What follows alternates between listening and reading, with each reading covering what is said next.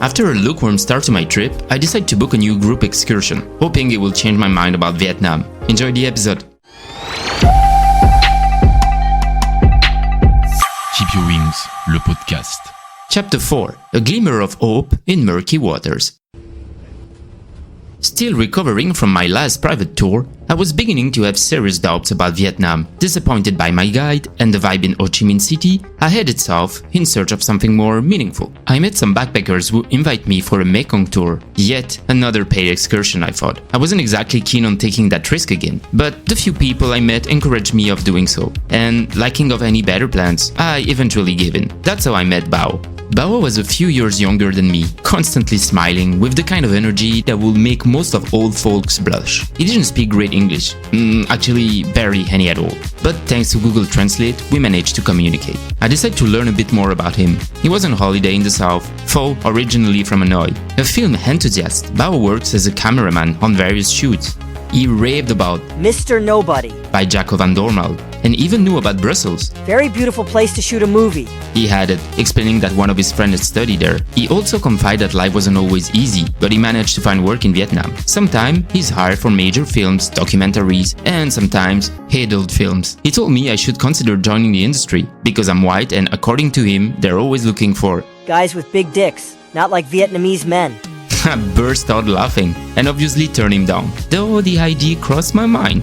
One thing I couldn't help noticing, this tour was touristy as hell. They sell you a picture-perfect journey and you end up stuck in a kind of river traffic jam. Canoes on the whole side, paddles splashing water in your face, people shouting in Vietnamese trying to decide who goes first. I look at my fellow victims, they were delighted and I couldn't help but laugh at how ridiculous it all was. We also had lunch at a local family's house. A nicely set table, but no one sat with us. The locals act more like servers than hosts, never joining in for the meal. I would never again go on an organized tour. From now on, I will travel on my own terms. Still, not everything about the visit was a waste. The Mekong River crossing itself was done on a motorboat, with several stops along the way. Fruit tasting, visit to local businesses, coconut candy, biscuit making, honey, crocodile farms. As the tour progressed, things became more interesting. Only downside? The Mekong River itself. A murky green that made Belgian sambar look like crystal clear water.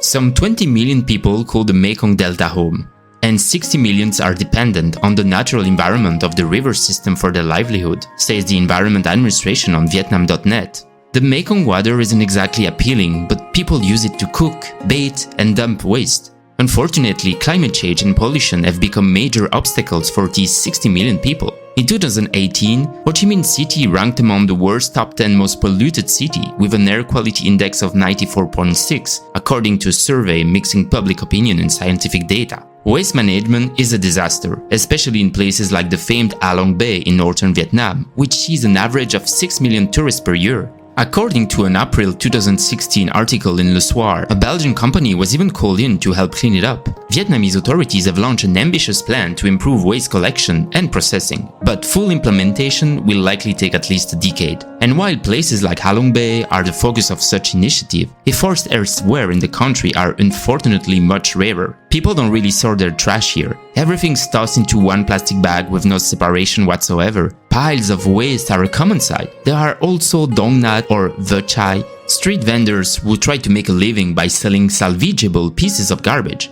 Add to that the country's intensive agriculture. Vietnam is the world's 5th largest rice exporter, which involves heavy pesticide used to stay competitive. I'm no expert in this field, but I've noticed that most Vietnamese people aren't very aware of environmental issues. For several reasons though. It's simply not a priority. They're focused on what they see as essential: development, comfort, abundance, just as Europeans were a few decades ago. Now, our lifestyles have been questioned and we've become more concerned with pollution, recycling, and the effects of overconsumption. As I was lost in my eco-philosophical thought, one email changed the course of my journey.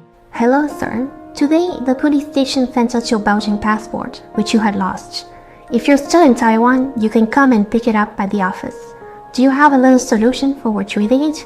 Just when I thought my temporary passport had made the old one invalid, a second wave of good news hit me. Hello. The regular passport is still valid.